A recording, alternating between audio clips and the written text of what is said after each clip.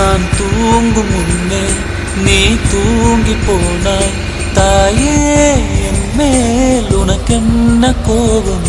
கண்ணான கண்ணே என் தெய்வ பெண்ணே, கண்ணில் தூசி நீ ஊத வேண்டும். ஐயோ ஏன் இந்த சாபம் எல்லாம் என்றோ நான் செய்த பாவம்.